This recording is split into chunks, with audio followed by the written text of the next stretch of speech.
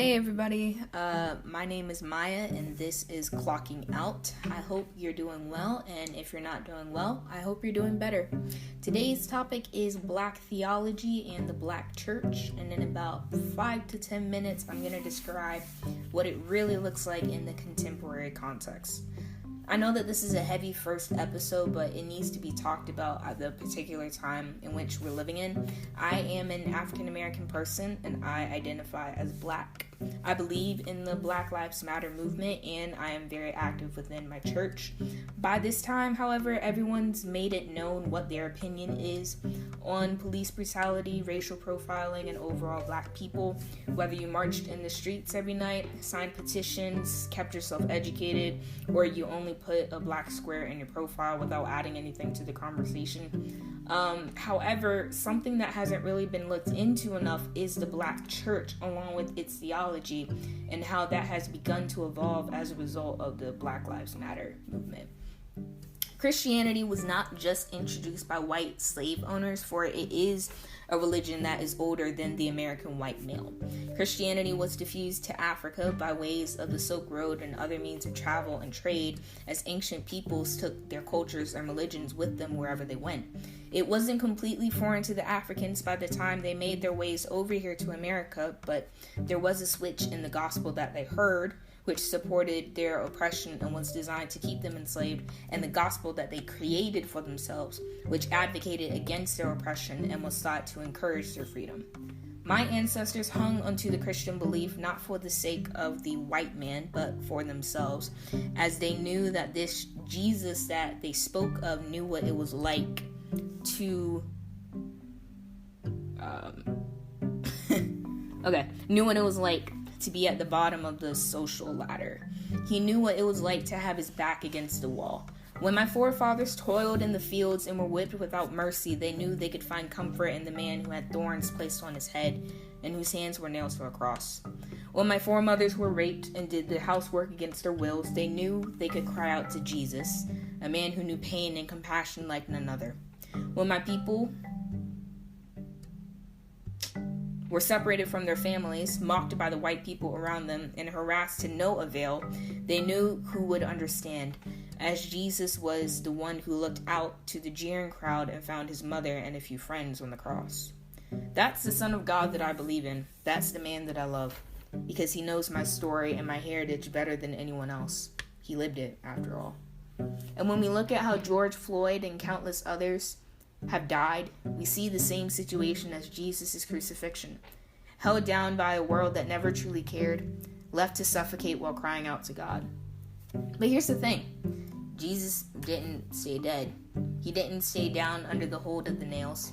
He got up on the third day with infinite power, free from the grasp of death itself.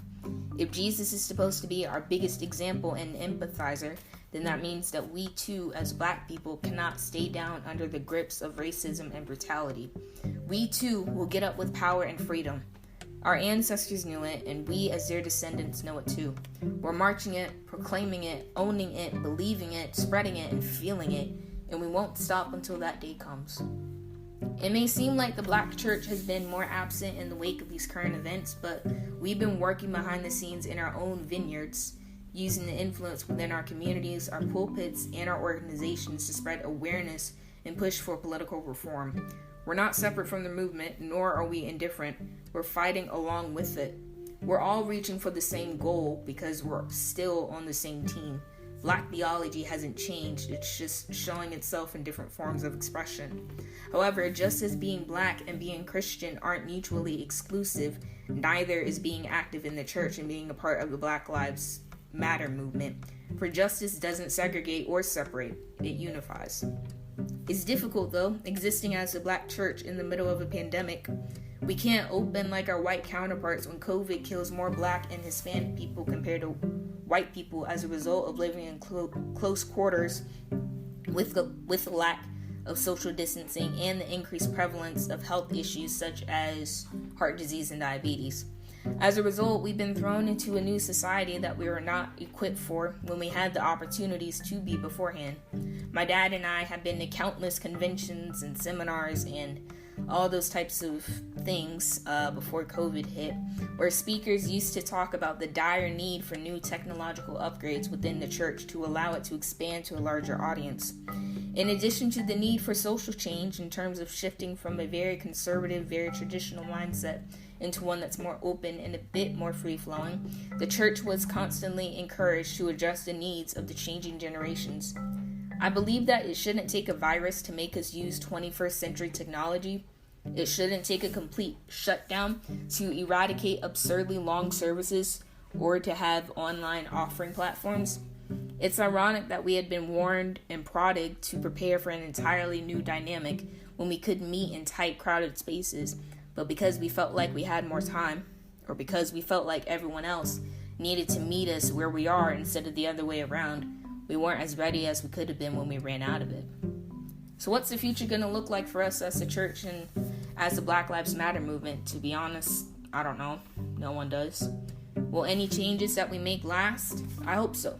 All of us do. Is there anything that I do know? Yeah.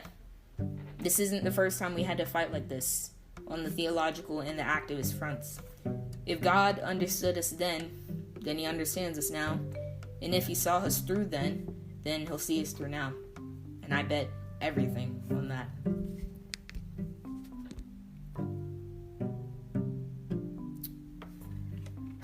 In addition to the whole Black experience in terms of the theological kind of constructs of the Black gospel, as I like to call it, and being a part of the Black Lives Matter movement, I wasn't able to march out when the protests were really, really popping because of my potential ability to become a carrier.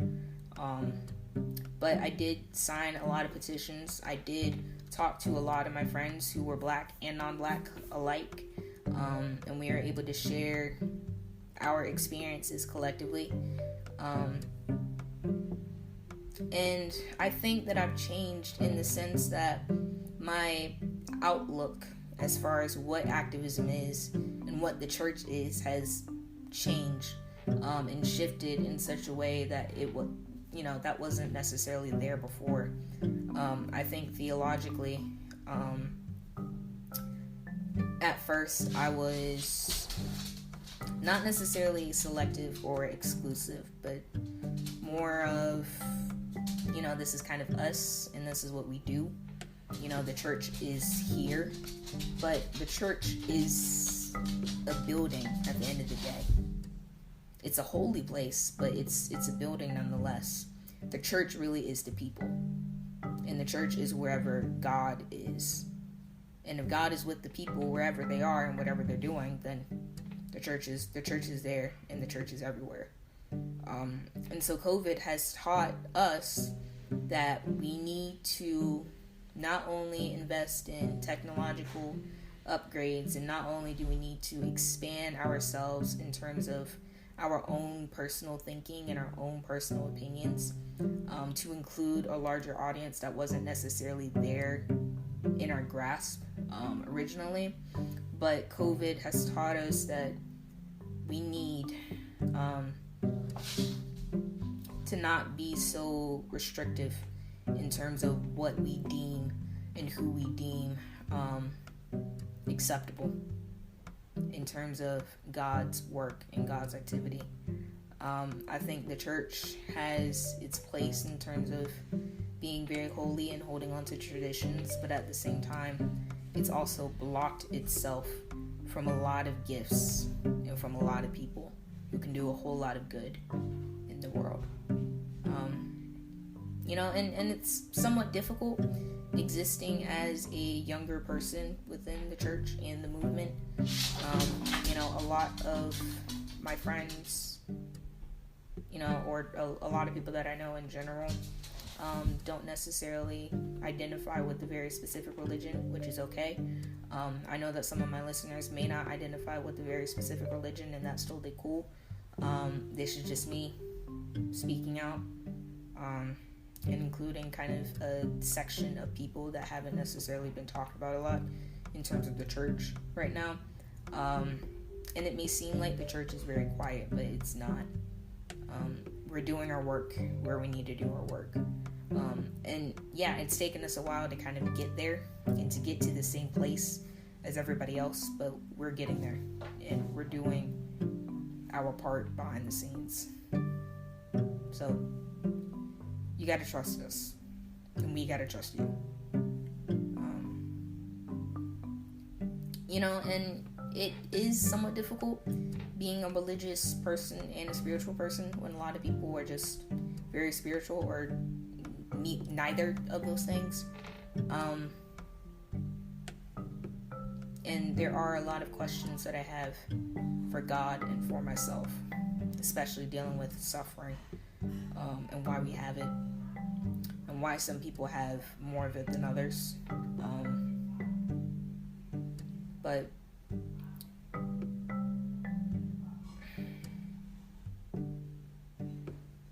there's good that comes out of this. There has to be.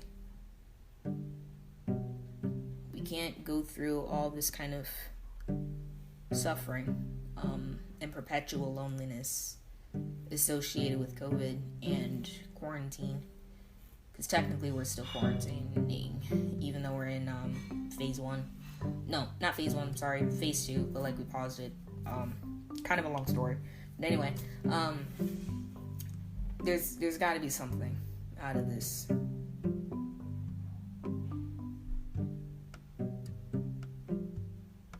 And I intend on figuring out what it is and why it is. But in the meantime, this is kind of the Black experience from my perspective. I've had some racist encounters with people, but I haven't had a lot. But I've also been fortunate to live in certain places and to be surrounded by certain people. And I know that those particular things that I was given in life were not necessarily given to other people. So our role as the church, preaching this theology, and our role as activists on the front lines of this movement is to give back to the communities that are not represented right now. Because I feel like there are a lot of Black people who rise up out of whatever situation that they're in, but then it's like they don't really go back to it. They just kind of keep going on their path. And that's, and I'm not saying that success in itself is a bad thing. It's a great thing. Everybody wants to be successful. I want to be successful. But it's not enough to just look at where you came from and look at your people from the outside. And it's not enough to just give them money. You gotta go back. You gotta re-walk those steps. And you gotta sit with that suffering again.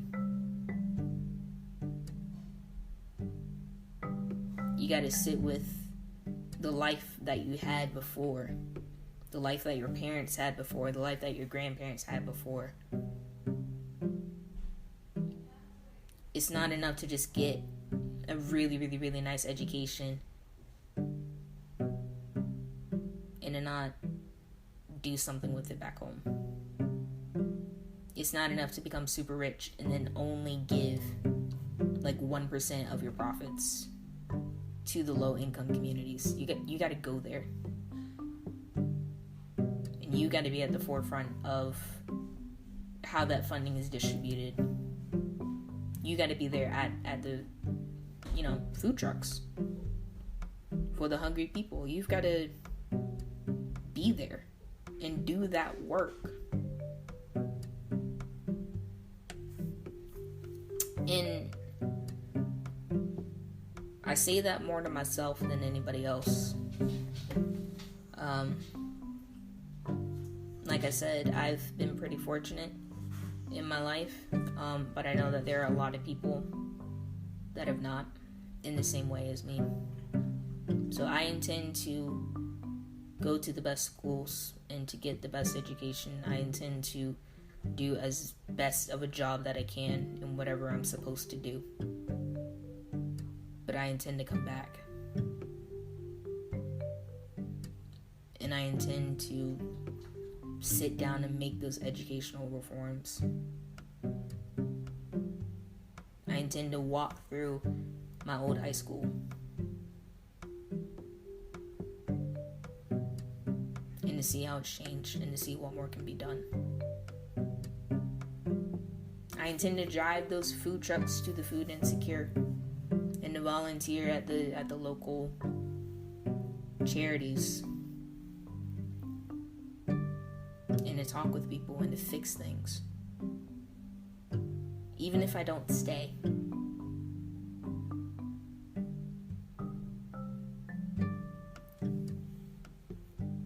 Even if I don't stay. Because if you're blessed enough to succeed, then you have the means to help other people succeed in a practical manner. Because as many of us, and as successful as we are, and as we have been, there are a lot more of our people who are still stuck. And it's our job as brothers and sisters and cousins and family to help them out. To really help them out. And if the gospel that we teach is one of a God who stands by those who are suffering, and if what we're advocating for is for suffering to be over, and for people to take the suffering that we endure seriously, we've also got to tackle that ourselves. So, that is that. That is me. I originally said that was going to be like 5 minutes. That turned into a lot more than that very quickly. So if you stayed around for that long, thank you so much for listening. I really, really appreciate it. Please feel free to share this podcast with others and continue the conversation. Black, non-black, brown, Hispanic, Latino, white, Asian, whatever ethnicity, whatever race, and whoever you are, this is a conversation that needs to be continued. And yeah. Oh man. Okay. This is a conversation that definitely needs to be continued, as it is available on Spotify, Radio Public, and Pocket Cast. There we go. I gotta check that out at some point. Additionally, it is available on Anchor, which is today's sponsor. Anchor is a free, easy-to-use podcast-making software. It allows users to seamlessly create their own cover art and an audio trailer as soon as they make an account.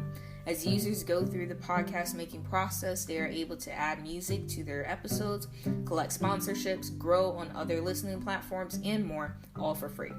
Anchor is available on desktop, iOS, and Google Play, so get started on making your voice heard. Stay safe out there, everyone, and I'll see you later.